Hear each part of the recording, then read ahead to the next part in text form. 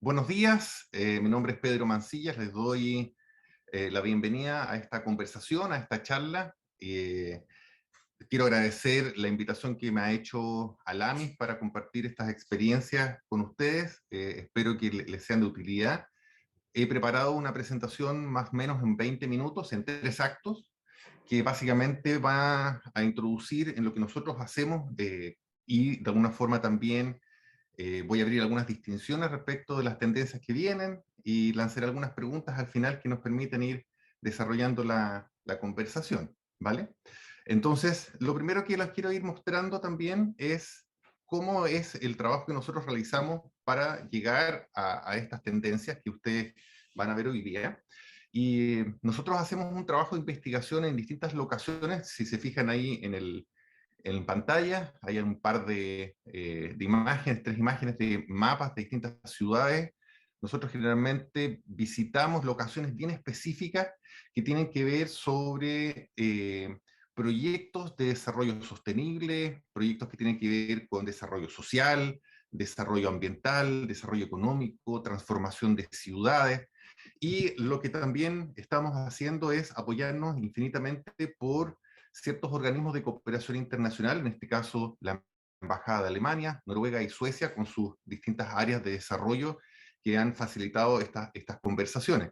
Nuestro equipo habitualmente lo que hace es que una vez que llegamos a terreno, nos conectamos con distintas comunidades, tenemos un equipo en distintos países que nos permite ir grabando proyectos, por ejemplo, de desarrollo urbano y planificación principalmente de las ciudades, y ir generando algunas interpretaciones respecto de, por ejemplo, lo que son ciertas problemáticas o ciertos aciertos que se han ido sucediendo en estos países más desarrollados, y también en Latinoamérica, que probablemente muchos de los que ustedes están acá están enfocados al mercado latinoamericano, y eso es bien interesante. Acá hay algunas imágenes de las locaciones que nosotros hemos visitado. Por ejemplo, aquí hay un proyecto en Berlín, en el río Spree, que tiene que ver con la recuperación del agua y cómo generar espacios recreacionales para la población, y de alguna forma cómo ir generando adaptación de sistemas de transporte. Esa agua muy celeste que ustedes ven ahí, que parece una piscina y lo es, en el pasado fue un barco, un reciclaje de un barco, y de alguna forma ese es el tipo de casos que estamos revisando en el sentido no solamente de la solución, sino del trasfondo que tienen todas ellas en este proceso. En general, lo que nosotros hacemos es una investigación etnográfica, una investigación apoyada por expertos, que nos permita de alguna forma ir llegando a puntos bien específicos, como lo que ven en pantalla. Esto es en el norte de Noruega, en Trondheim, que son habilitación de espacios que han sido ocupados por los ciudadanos.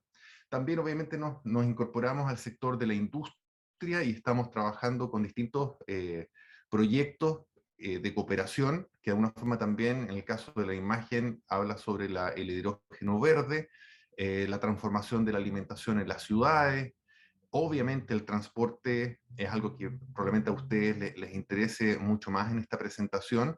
Yo no soy experto en transporte, pero lo que sí vamos a hacer de una forma es ir conversando sobre cómo los distintos mecanismos de trasladarse de un punto A a un punto B, ya sea por barco, por tierra, por aire, etcétera, va modificando también el comportamiento humano, o cómo el comportamiento humano también va afectando los sistemas de transporte, ¿ya? Entonces, buena parte del trabajo que nosotros hacemos de investigación nos permite llegar a proyectos que hablan desde las tecnologías, que hablan de alguna forma de la participación ciudadana, escuchar o sintonizar con las autoridades. Ella es la alcaldesa de Oslo, sobre cómo han desarrollado los proyectos desde un punto de vista multisectorial, de alguna forma también conectando actores del mundo público, del mundo privado, de la academia, de alguna forma de la misma ciudadanía. Este es el HSB Living Lab, esto está en Gotemburgo, son centros de experimentación y prototipos asociados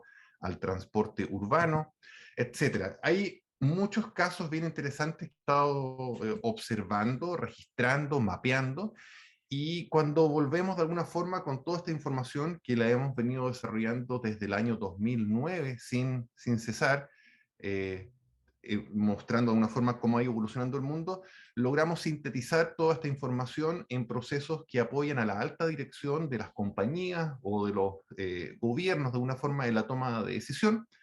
Estos contenidos se ven reflejados en workshops que estamos trabajando codo a codo. Y, por ejemplo, en la imagen aquí es parte también de la prospección o la mirada futura que tiene el aumento ciudadano o la mancha urbana también en la ciudad. Entonces, nuestro trabajo impacta principalmente en eso.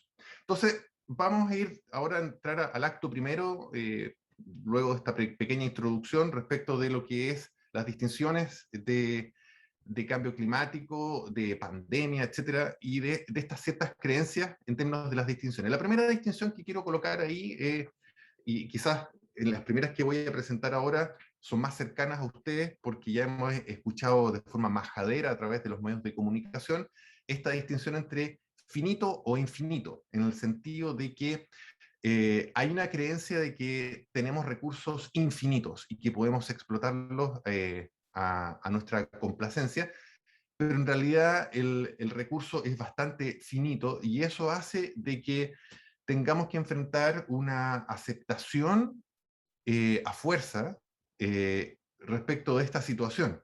Hay una cita muy interesante de un monje budista respecto de esta situación de aceptar o no aceptar, que tiene que ver con la negación.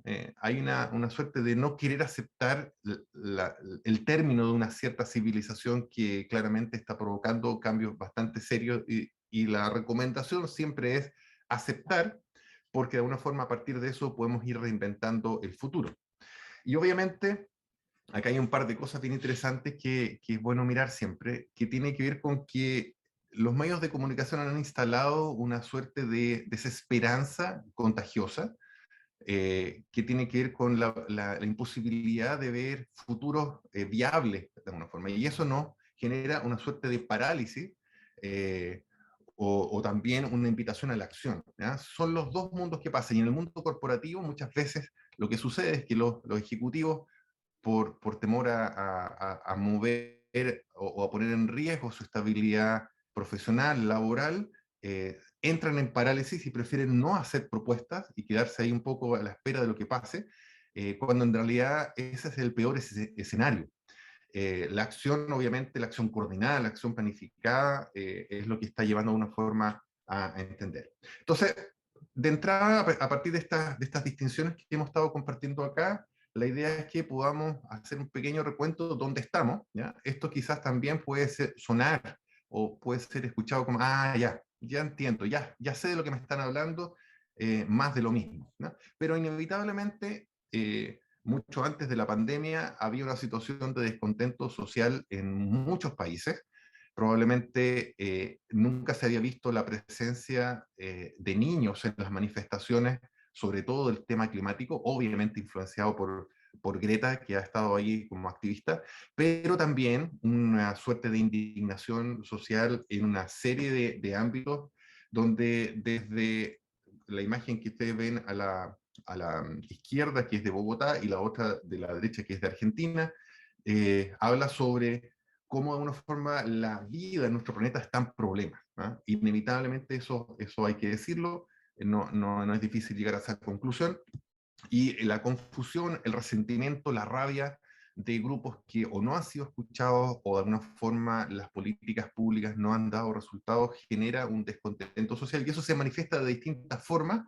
Esta es una manifestación que participamos en Gotemburgo también, en Suecia, y habla también de cómo las culturas con más o menos violencia se están manifestando y toman de alguna forma ciertos elementos icónicos en las ciudades para demostrar su malestar. ¿Ya? Entonces, pero también hay un efecto pandemia que apareció inevitablemente, y aquí voy a ir muy rápido porque estamos viviendo todavía ese escenario. Y con respecto al efecto pandemia, una cosa interesante que ha sucedido es la emergencia de las islas. ¿Ya?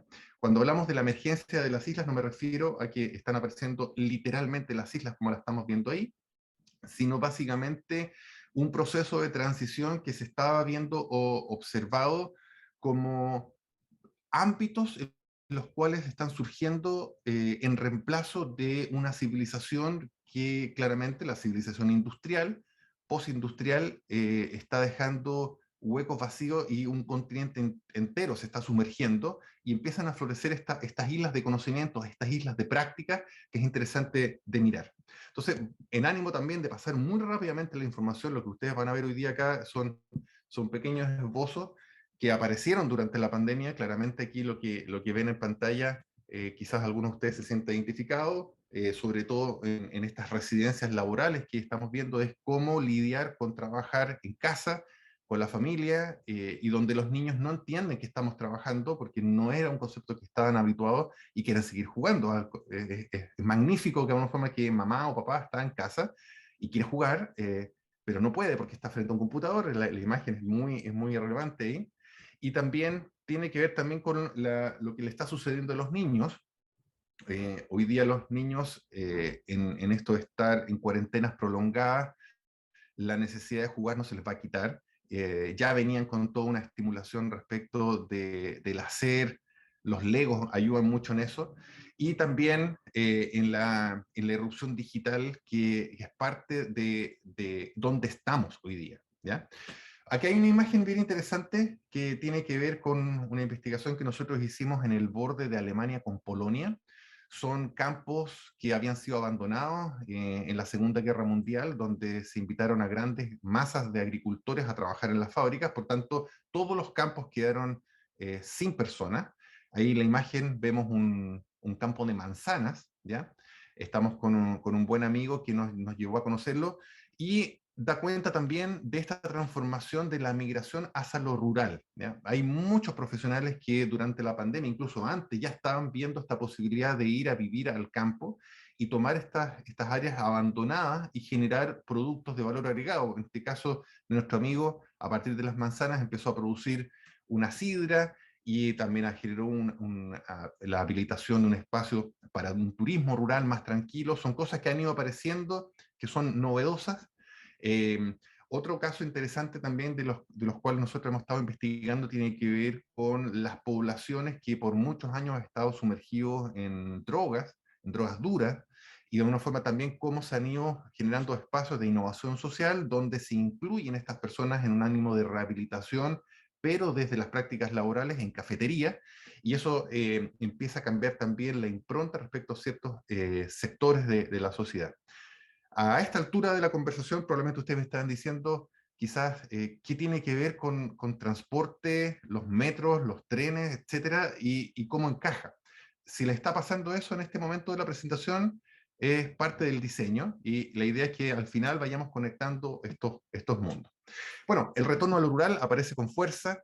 El localismo cosmopolita, esta es una imagen de Tamarindo, una de las locaciones donde estamos trabajando actualmente con el gobierno de Canadá, a través de la instalación de sistemas de captación de aguas y lluvia y de la prevención del plástico a las bahías, proyecto que ha sido trabajado cosmopolitamente por una serie de profesionales que se han ido a esta ruralidad. Si se fijan, en la mancha urbana de este pequeño pueblo, que no tiene más de 4.000 habitantes, permite que se conecten talentos que estaban en grandes ciudades y que al llegar a los campos o a estas pequeñas localidades se pregunta, bueno, ¿y qué podemos hacer? ¿Cómo podemos contribuir en este ámbito, en este espacio?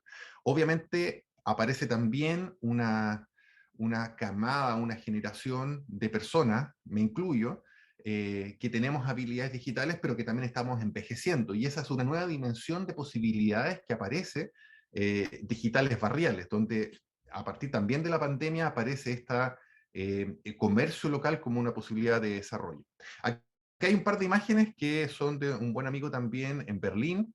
Este es el atelier BLO, donde aparecen tres distinciones asociadas a los estados de ánimo sugerentes en este momento post pandemia y como tendencia al futuro: la serenidad, la ambición, la resolución, donde de alguna forma tengo la posibilidad de evaluar, son autoconversaciones y conversaciones grupales, donde es posible tener un cierto estado de ánimo de serenidad en la medida que evalúo permanentemente que se van a estar abriendo como cerrando posibilidades para mí, lo acepto y estoy agradecido de la vida que así sea.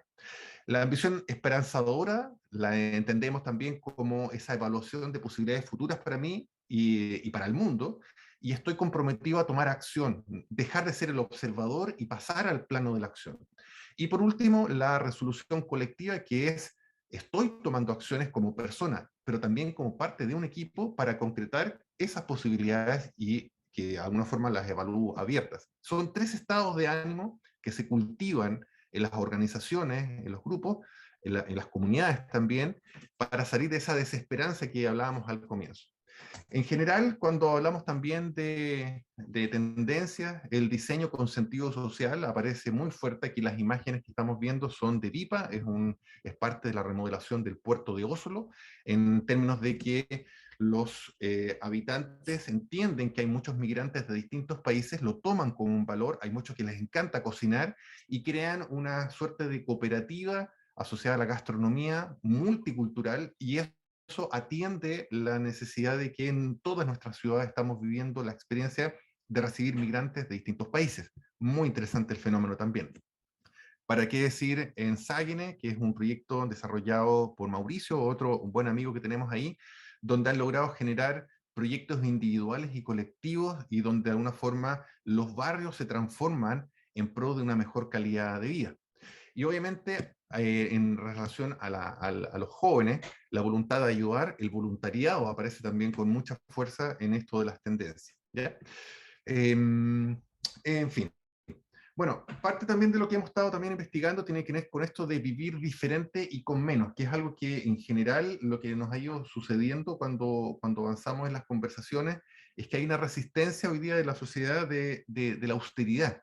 Es bien complejo pedirle a alguien que ha estado permanentemente estimulado por tener más, por competir más, por acaparar más, etcétera, decirle vive con menos.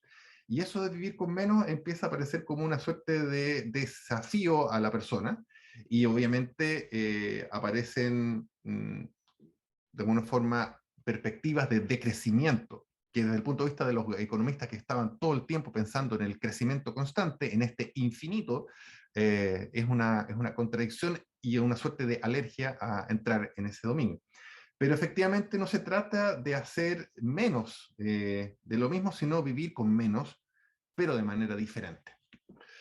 Eh, y ahí empieza a aparecer esta distinción que nosotros le llamamos la era esoica, que es muy linda en términos de filosofía, en términos de, probablemente es una de las articulaciones más concretas y proféticas, si lo pudiésemos llamar así, del imaginario de una transición de la sociedad hacia un mundo que nos haga más sentido, y que básicamente abarca desde el periodo de que los seres humanos aparecen como una fuerza disruptiva en el planeta, y se hacen presentes en el mismo planeta, pero con una relación de beneficio mutuo, no de extracción del planeta y dejar un reguero de desastres ambientales, sino que de alguna forma ir cuidando de que somos parte de la casa de la vida. Eso significa ecozoica, casa de la vida.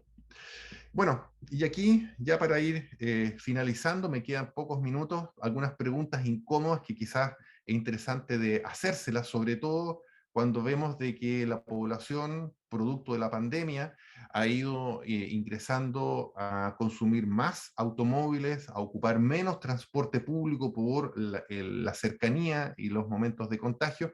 Probablemente son distinciones y preguntas que ustedes ya se han hecho muchísimo, pero también es interesante empezar a plantearse otras preguntas respecto, por ejemplo, de la participación social y cómo la innovación abierta aparece como una posibilidad. Aquí la imagen es del aeropuerto Tempelhof en Berlín, donde un gran espacio que quedó dentro de la ciudad era observado por el grupo inmobiliario como muy atractivo para generar negocios, y la ciudadanía se planteó definitivamente con una negativa y lo han transformado hoy día en un gran espacio público, es un hito en el mundo de participación ciudadana, pero también de reinventar los lugares que estaban.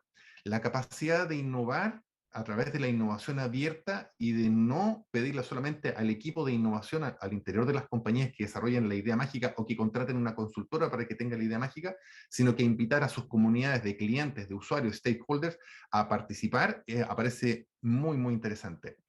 Otra pregunta que aparece también tiene que ver con cómo diversificar la oferta.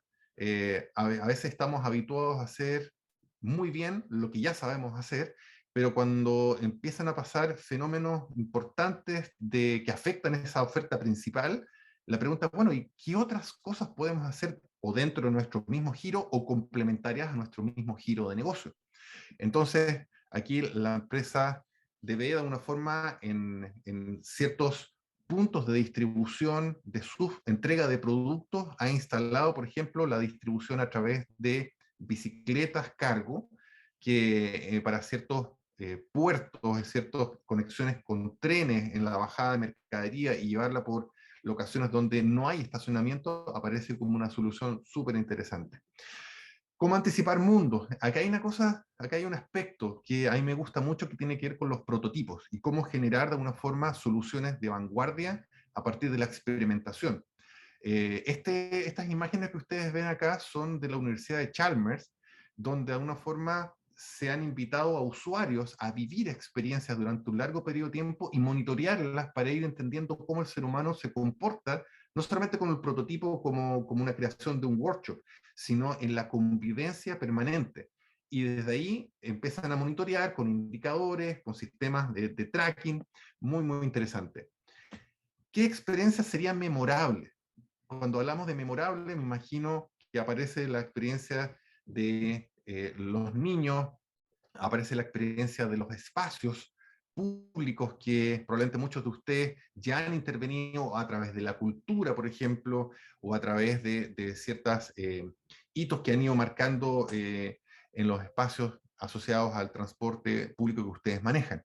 Eh, ¿Cómo traer sentido y valor de alguna forma a lo que ustedes están haciendo? Es otra pregunta bien, bien interesante que da cuenta de cómo interconectar los transportes por un lado, pero también los servicios, que hoy día son muy distintos. Probablemente hoy día la búsqueda de servicios de salud, la búsqueda de servicios o de emprendimientos más locales, ha ido cambiando. La pandemia ha cambiado todo ese escenario y aparecen otras preguntas respecto de lo mismo. Y aquí me gustaría finalizar con una imagen que para algunos les puede sonar como muy extraña, hablar de amor en, en un este contexto, pero cuando nos hacemos la pregunta de cómo cuidar seres humanos desde el amor en los espacios que nosotros tenemos, surge también qué le pasa al ser humano cuando va desde el trabajo a casa por muchos minutos, por muchas horas en algunos casos, y llega a casa y se producen eventos de violencia intrafamiliar que en Latinoamérica están, sobre todo después de la pandemia, incrementados. Y cómo, de alguna forma, desde el transporte público podemos hacernos la pregunta de cómo generar valores o cómo incentivar prácticas o estados de ánimo, una meditación durante el trayecto, por ejemplo, que permita que los seres humanos lleguen con un ánimo distinto a sus casas, o viceversa, desde que van de casa al trabajo, que habitualmente son los principales trayectos que se suceden, cómo incorporar distinciones. La publicidad, por ejemplo, uno podría hacerse la pregunta de qué forma el sistema de transporte público, con todos los espacios publicitarios que tiene, puede invitar a sus auspiciadores a desarrollar mensajes que vayan orientados más hacia valores y prácticas y menos hacia el consumo, como una promoción tan directa y obviamente que deja más estresado todavía al usuario. Entonces, bueno, la civilización que vendrá no es algo que de alguna forma la pedimos de una forma, pero tenemos que crearla. Es parte también de lo que estamos buscando hacer y de alguna forma también, en ánimo también de cierre, agradecer esta escucha que ha sido muy rápida, una pincelada por ciertas tendencias, ciertas visiones de lo que nosotros hemos estado rescatando en todos estos años de aprendizaje. Y esperamos que obviamente estas conversaciones, estas distinciones que le hemos estado mostrando, despierten de una forma posibilidades futuras. Ahí está mi correo, si me quieren contactar, si quieren abrir conversaciones más en detalle o hacer doble clic en muchas de ellas que van a abrir otros mundos, es parte también de lo que está disponible para ustedes. Así que muchas, muchas gracias. Les deseo una linda jornada en Alamis y nos estamos viendo. Gracias.